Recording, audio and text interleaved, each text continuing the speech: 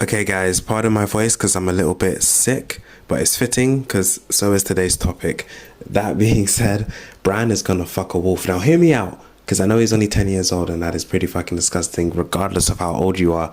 But it is kind of hinted at in the books and it could happen. Now, I hope it doesn't. I hope I'm wrong. And I will say that even if Bran doesn't do this act. Someone else, a major character, will. I'll explain who in a second. But why am I even talking about this? Why the heck would Bran mate with a wolf? In the newest Game of Thrones book, A Dance with Dragons, we learn that someone who has the ability to control animals, what we call a skin changer or a warg, like Bran in the show, someone who can do that, there are rules to doing that. There are three abominations, something that a warg is just not supposed to do. You know, if you can control other creatures the same way Bran can, there are certain things you're not supposed to do. There are abominations, they're evil things if you do them. One of them is controlling a human. Exactly what Bran does to Hodor, that is the first abomination. There are only three, and Bran does it all the time. At 10 years old, even Bran knows, and we can see this through his chapters in the book where like, in his mind, we know that he feels bad about it. We know that he knows it's wrong. Hodor cannot consent to this situation. It's not like they have a psychic link where Bran knows that Hodor is actually okay with it. Hodor is not okay with it. Hodor did not heroically sacrifice his life for Bran in the show. He was forced to do that. He was forced to die by Bran. Bran was just mind controlling him, and that is messed up. Maybe Hodor just wanted to stay in Winterfell. And when you get deeper with it, and we know that the Hodor, like, hold the door thing is also Bran's fault, he really just destroyed this whole man's life and could have just not done that and has no regrets, really, seemingly. It's messed up. Bran is messed up. So let's just not forget that. Like, in the show, they kind of brush it aside, but in the books, Bran knows what he does to Hodor is wrong. Bran doesn't know that it's a literal abomination, but like deep down inside he does. And officially, according to certain characters, it is an abomination for a warg to control a human. So Bran's already got strike one. The second rule is that you're not supposed to walk into an animal and then eat human flesh. I also think this rule could also just be in general, just don't eat humans, you know, don't eat people. It's a pretty straightforward rule, and Bran has seemingly unknowingly broken this rule, though he kind of has a hint in his brain that maybe he's eating people. Now, for context, if you remember, Bran's storyline, a lot of it is him having no working legs and traveling to the far north in the snowy wasteland that is the lands of always winter, and there's no food, right? Because they're, you know, in the far north where it's just cold everywhere and snow, there's no food. So sometimes people that would help them, I want to say cold hands, he'd bring Bran some food, some meat, and Bran's like, what is this meat? And cold hands will be like, it's like rat or something, and I don't know, it's just very suspiciously not that. So it's just implied basically heavily in the books that Bran has been fed human meat, but unknowingly. Separately though, Bran will walk into Summer, who I want to say at some point his direwolf, whilst being controlled by Bran, has straight up eaten people, you know, and Bran's just let it happen because in his defense, he would have been starving. Him, Jojen Reed, Mira Reed, Hodor, Summer, they all would have been starving when they were traveling through the snowy wastelands. So, you know, desperate times, I guess, but it's still wrong, it's still messed up, it's still disgusting. And then that leads us to Jojen Paste, a very popular theory from the books. I should mention, if you're show only, Cold Hands is a mysterious member of the Night's Watch who we don't know his real identity, and he seems to also be kind of a zombie, but he helps Bran, and he's the one that brought Bran meat that was probably other dead Night's Watchmen's like parts. And then you have Jojen, who is Bran's friend, who they go north of the wall with. In the show, Jojen gets murked by White Walkers, or Whites rather. He gets murked by zombies just before they enter the cave where the three-eyed raven is there to teach Bran about his powers. In the books, Jojen makes it in the cave and he goes missing one day. And as soon as he goes missing, Bran is fed by the children of the forest. And this is only in the books, this is not in the show. They feed him a bowl of some weird stuff that there's a popular theory that other people will explain better than me, that basically the three-eyed raven and the children of the forest feed Bran Jojen. I know it sounds crazy, but like, there's a whole lot of weird blood sacrifice in the books. If you're show only, it's gonna sound crazy, but yeah, it's very likely. It's a very good theory, and I do believe it, that Bran has been unknowingly fed his own friend. And you might think, why? Why would the Three-Eyed Raven and the Children of the Forest sacrifice Jojen, murder him, put him in a soup, and then feed it to Bran? Because that weird blood sacrifice magic allows Bran to go Super Saiyan, basically. In the books, Bran has like full time travel abilities unlocked after he eats this thing. They call it wedding the trees, and maybe in the books this is his version of becoming the new Three-Eyed Raven. It's like this is after a whole training montage of Bran in the cave, getting better control of his powers, and then this happens. You know, he eats the Jojen paste, as they call it. He eats Jojen's soup. He says it tastes like blood, and then we just travel through time with Bran, and it's awesome. So yeah, Bran's definitely broken the second rule. He's definitely done 2 abominations. He's definitely been his direwolf summer and then eaten human meat, and he's also eaten human meat just on a regular day when he was unlocking his superpowers unknowingly, but it still counts as an abomination. And Bran's done 2 already. At 10 years old, he's done 2 of the abominations. There's only 1 left, and Bran's 10. And the next one, let's just say it has something to do with the fact that Bran will be entering puberty pretty soon. The 3rd abomination, and this is George's words, not mine. The 3rd abomination is that one should not walk into an animal and then mate with another animal. It does seem to specifically say you shouldn't become a wolf and then mate with a wolf. I personally assume that it could technically be any animal, and it's just wrong in general. I mean, a lot of these things are wrong. They're abominations, period. If you're in your human form, it'd be an abomination for you to get with a wolf. Sorry to put that image in your head, but it's also just as bad if you walk into a wolf and then mate with another one, or a pigeon and another pigeon, or a rat and a rat, or a crow and a crow, whatever animal in question. It's wrong. Now, in the books, Bran, as we know it, has not done this yet. I just think there's a yet, because I don't really know why they'd set up these 3 abominations and not do more with it. You know, I think it's a really cool concept, and I think it should lead somewhere more than what we've gotten. I don't think it should just be dropped as a concept where we have 3 strikes and Bran already has broken 2. And I could see it happening. It is quite twisted.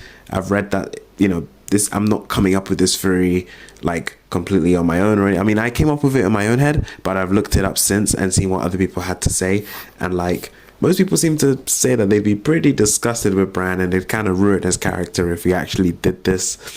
And I understand where they're coming from. It's pretty messed up, though I do think George is just a master character writer, and he could write a version of Bran walking into summer, doing the dirty, feeling bad about it, feeling like a weirdo, and I don't know.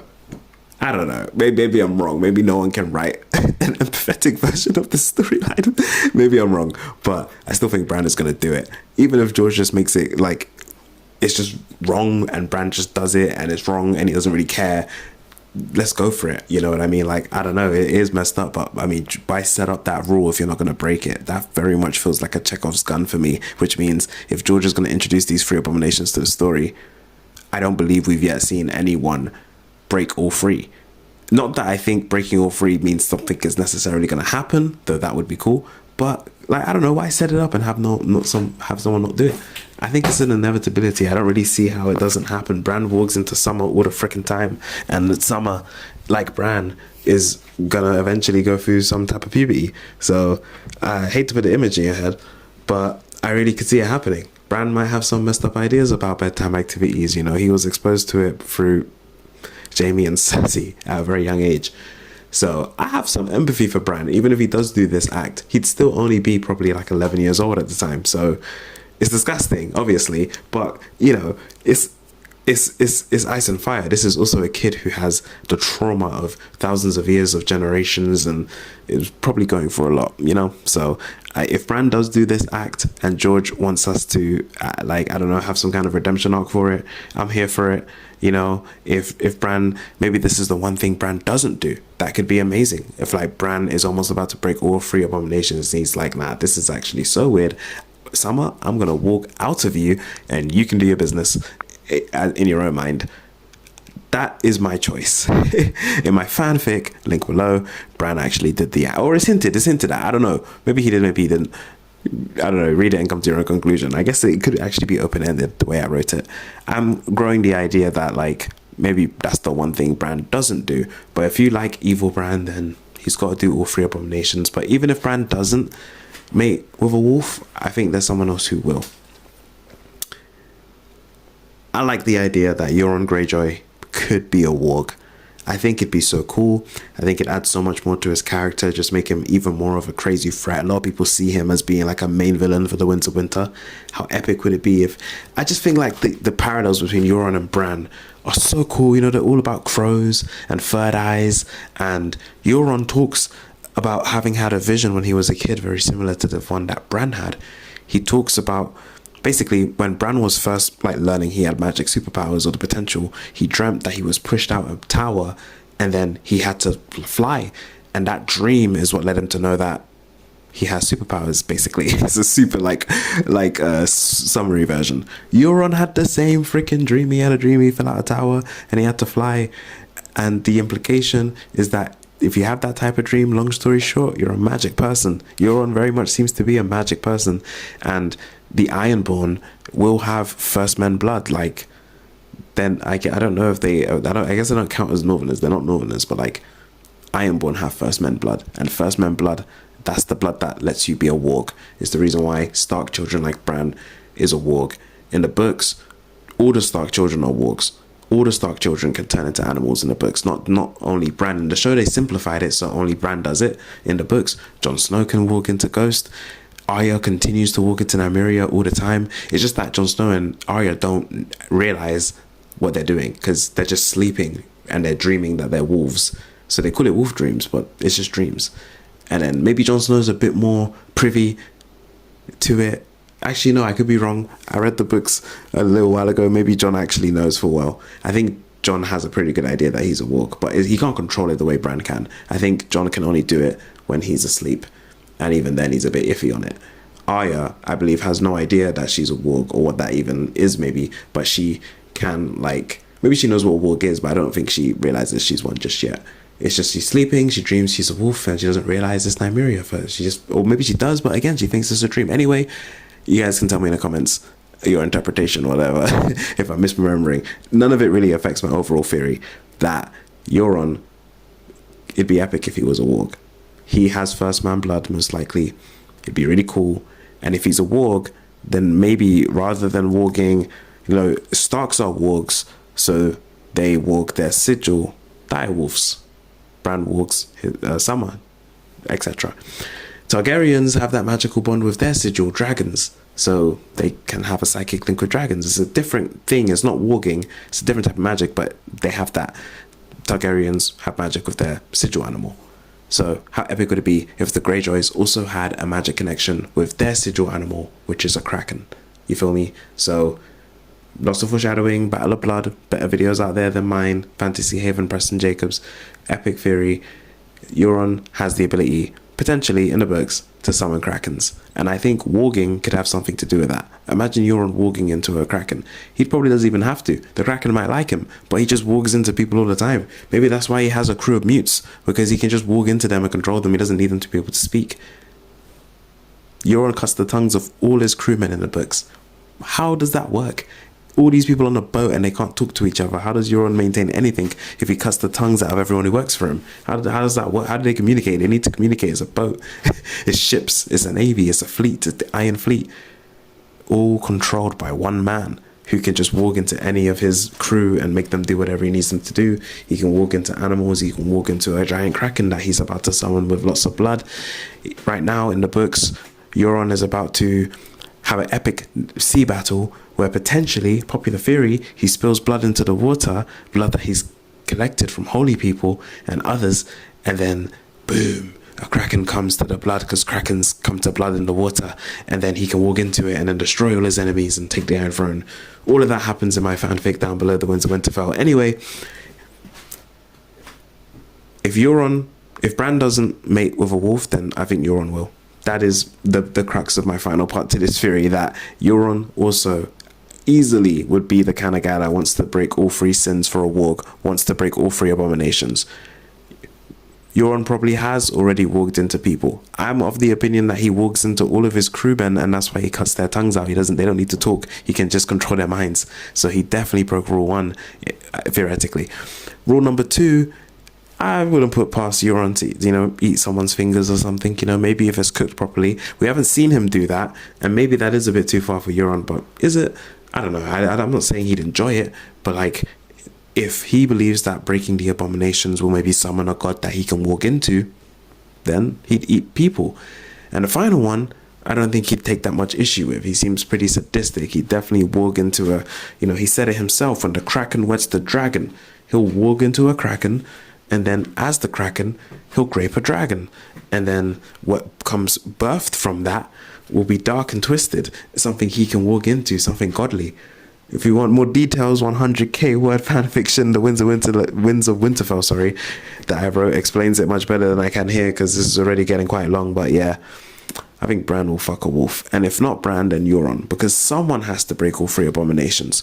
Otherwise, what was the point of setting it up? Because I don't think Varamir even did, unless I'm misremembering. So let me know what you think of this wild theory. I know it was a pretty disgusting topic. Look, I know Bran is only like 10, but like, maybe this was something George was thinking about doing when there was going to be a time skip. Maybe there could still be a time skip. Maybe this is precisely why The Winds of Winter is taking so long. Because, like, he's struggling with, is it too far to have Bran do this? In my opinion, if some time passes and Bran is like 11 years old, which is puberty age, and we have some grace for the fact that he's obviously twisted, I think it could work in the books. Would it be the most messed up thing in Game of Thrones? No, right? Would it? I don't know. That's the question. Comment below. If Bran does this as an 11-year-old, is that the most twisted thing? Is this video going to get taken down? I think I've said enough. It was a touchy subject, so bear with me. Peace.